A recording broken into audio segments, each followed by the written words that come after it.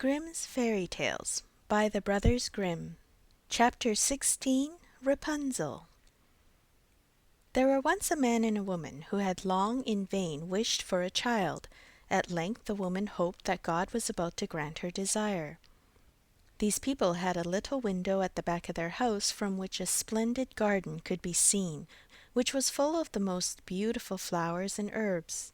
It was, however, surrounded by a high wall, and no one dared to go into it because it belonged to an enchantress, who had great power and was dreaded by all the world. One day the woman was standing by this window and looking down into the garden, when she saw a bed which was planted with the most beautiful rampion, and it looked so fresh and green that she longed for it. She quite pined away, and began to look pale and miserable. Then her husband was alarmed and asked, "What ails you, dear wife?" "Ah," she replied, "if I can't eat some of the rampion, which is in the garden behind our house, I shall die." The man, who loved her, thought, "Sooner than let your wife die, bring her some of the rampion yourself, let it cost what it will." At twilight he clambered down over the wall into the garden of the enchantress, hastily clutched a handful of rampion, and took it to his wife. She at once made herself a salad of it, and ate it greedily. It tasted so good to her, so very good, that the next day she longed for it 3 times as much as before. If he was to have any rest, her husband must once more descend into the garden. In the gloom of evening, therefore, he let himself down again. But when he clambered down the wall, he was terribly afraid, for he saw the enchantress standing before him. "How can you dare," she said with an angry look, "descend into my garden and steal my rampion like a thief? You shall suffer for it." "Ah," answered he, "let mercy take the place of justice. I only made up my mind to do it out of necessity. My wife saw your rampion from the window, and felt such a longing for it that she would have died if she had not got to eat some."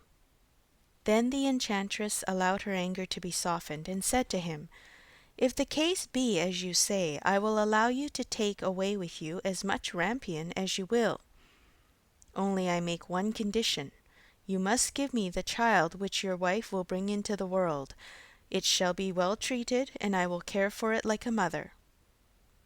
The man in his terror consented to anything, and when the woman was brought to bed, the enchantress appeared at once, gave the child the name of Rapunzel, and took it away with her. Rapunzel grew into the most beautiful child under the sun. When she was 12 years old, the enchantress shut her into a tower which lay in a forest, and had neither stairs nor door, but quite at the top was a little window.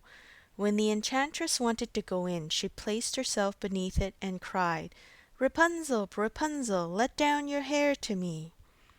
Rapunzel had magnificent long hair, fine as spun gold, and when she heard the voice of the enchantress, she unfastened her braided tresses, wound them round one of the hooks of the window above, and then the hair fell 20 ells down, and the enchantress climbed up by it. After a year or two, it came to pass that the king's son rode through the forest, and passed by the tower.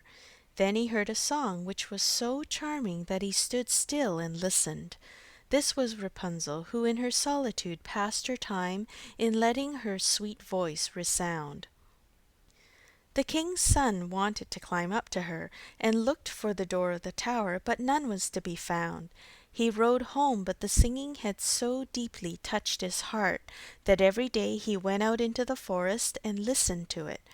Once, when he was thus standing behind a tree, he saw that an enchantress came there, and he heard how she cried, "Rapunzel, Rapunzel, let down your hair to me."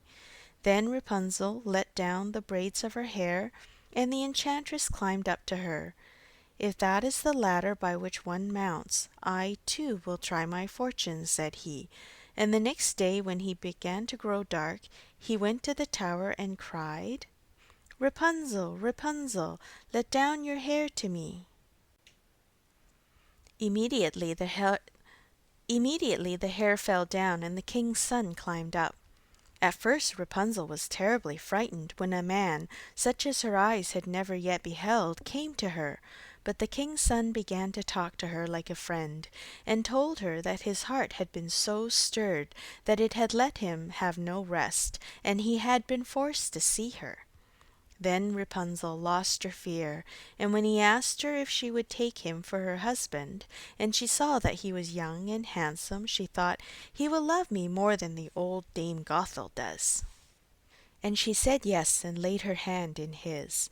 She said, "I will willingly go away with you, but I do not know how to get down. Bring with you a skein of silk every time you come, and I will weave a ladder with it, and when that is ready I will descend and you will take me on your horse." They agreed that until that time he should come to her every evening, for the old woman came by day. The enchantress remarked nothing of this until once Rapunzel said to her, "Tell me, Dame Gothel, how it happens that you are so much heavier for me to draw up than the young king's son. He is with me in a moment." "Ah, you wicked child!" cried the enchantress. "What do I hear you say? I thought I had separated you from all the world, and yet you have deceived me."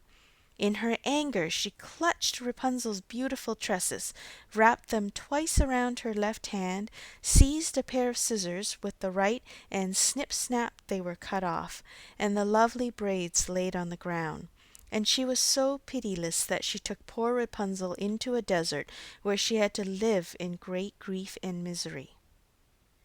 On the same day that she cast out Rapunzel, however, the enchantress fastened the braids of hair which she had cut off to the hook of the window, and when the king's son came and cried, "Rapunzel, Rapunzel, let down your hair to me," she let the hair down. The king's son ascended, but instead of finding his dearest Rapunzel, he found the enchantress, who gazed at him with wicked and venomous looks. "Aha!" she cried mockingly, "you would fetch your dearest, but the beautiful bird sits no longer singing in the nest. The cat has got it, and will scratch out your eyes as well. Rapunzel is lost to you. You will never see her again." The king's son was beside himself with pain, and in his despair he leapt down from the tower. He escaped with his life, but the thorns into which he fell pierced his eyes. Then he wandered quite blind about the forest, ate nothing but roots and berries, and did naught but lament and weep over the loss of his dearest wife. Thus he roamed about in misery for some years, and at length came to the desert where Rapunzel, with the twins in which she had given birth, a boy and a girl, lived in wretchedness.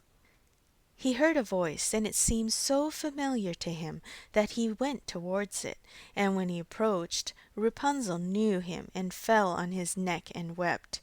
Two of her tears wetted his eyes, and they grew clear again, and he could see with them as before. He led her to his kingdom, where he was joyfully received, and they lived for a long time afterwards, happily and contented. End of chapter 16.